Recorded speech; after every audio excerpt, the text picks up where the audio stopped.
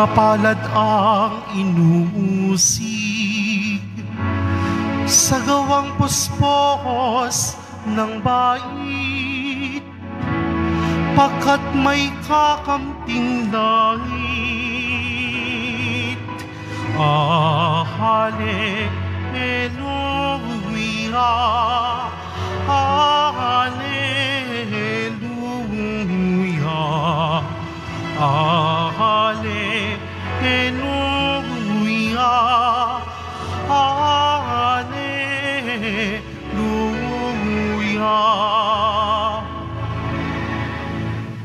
Sumainyo ang Panginoon. At sumaiyo rin. Ang mabuting balita ng Panginoon ayon kay San Marcos. Papuri sa iyo, Panginoon. Noong panahong yun, si Herodes ang nagpahuli, nagpagapos, at nagpabilanggo kay Juan dahil kay Herodias. Ang babaeng ito'y asawa ni Felipe na kapatid ni Herodes, ngunit kinakasama niya. Laging sinasabi sa kanya ni Juan, hindi matuwid na kunin ninyo ang asawa ng inyong kapatid. Kaya't si Herodias ay nagkimkim ng galit kay Juan. Hinangad niyang ipapatay ito. Ngunit hindi niya magawa, sapagkat natatakot si Herodes kay Juan. Alam niyang ito'y taong matuwid at banal, kaya't ipinagsasanggalang niya. Gustong-gusto niyang makinig kay Juan, bagamat labis siyang nababagabag sa mga sinasabi nito. Sa wakas ay nagkaroon ng pagkakataon si Herodias nang anyayahan ni Herodes sa kanyang kaarawan ang kanyang mga kagawad, mga pinuno ng hukbo at ang mga pangunahing mamamayan ng Galilea. Pumasok ang anak na babae ni Herodias at nagsayaw. Labis na nasiyahan si Herodes at ang mga panauhin. Kaya't sinabi ng hari sa dalaga, hingin mo sa akin ang anumang ibig mo at ibibigay ko sa iyo. At naisumpa pa niya na ibibigay kahit ang kalahati ng kanyang kaharian kung ito ang hihilingin. Lumabas ang dalaga at tinanong ang kanyang ina, ano ang hihingin ko? Ang ulo ni Juan Bautista. Sagot ng ina. Dali-daling nagbalik ang dalaga sa kinaroroonan ng hari. Ang ibig ko po'y ibigay ninyo sa akin ngayon din. Sa isang pinggan, ang ulo ni Juan Bautista. Sabi niya, labis na nalungkot ang hari.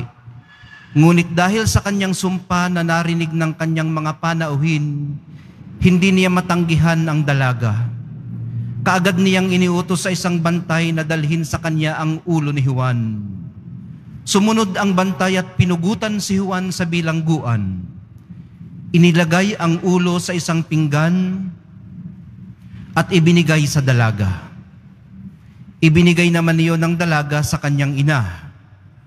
Nang mabalitaan ito ng mga alagad ni Juan, kinuha nila ang kanyang bangkay at inilibing. Ang mabuting balita ng ating kaligtasan. Pinupuri ka namin, Panginoong Hesukristo. Magsiupo mo na po ang lahat. Magandang umaga po sa inyong lahat. Ginugunita po natin ngayon ang pagpapakasakit ng ating patron sa langit, San Juan Bautista. Si San Marcos po ang ating evangelist ngayon at isinasalarawan niya kung paano ito nangyari. Ayon sa kanya, gusto naman sana ni King Herod si Juan Bautista at nakikinig siya sa kanya.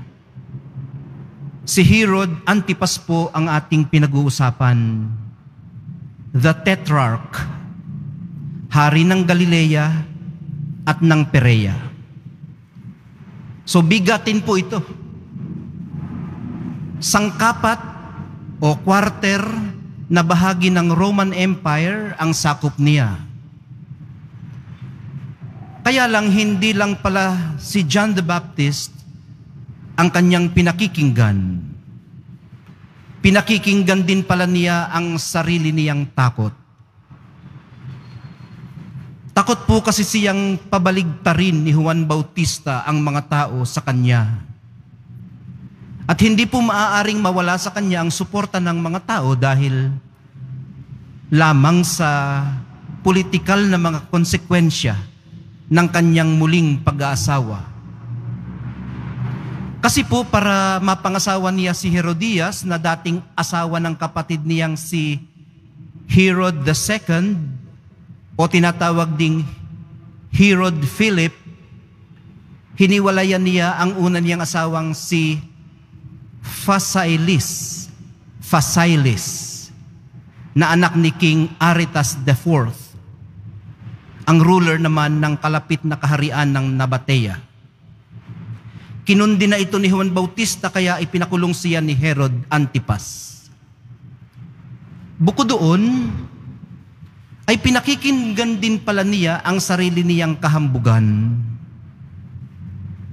O baka mas mabilis lang talaga ang kanyang bibig kaysa kanyang isip.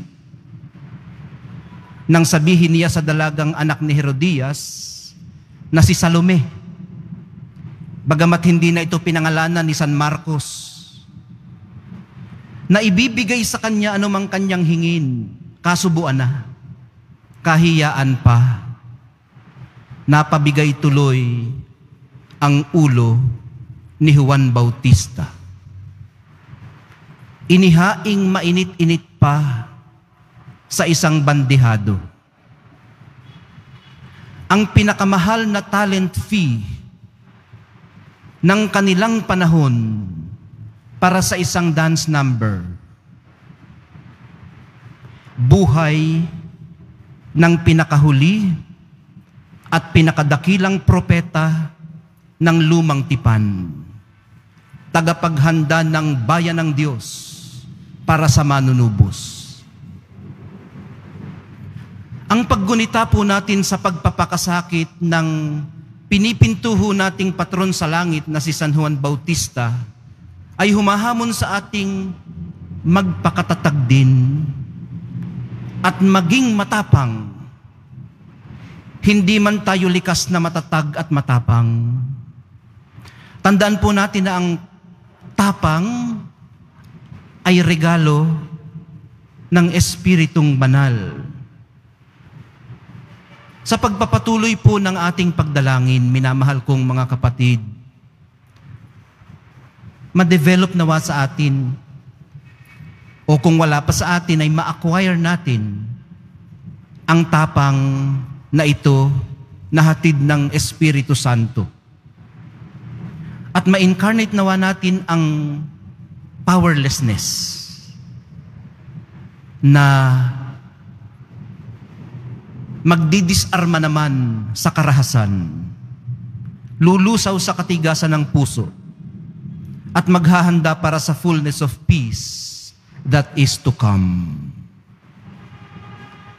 Kung paanong inihanda ni San Juan Bautista ang bayan ng Diyos para sa manunubos, ang mahal na poong Jesus Nazareno.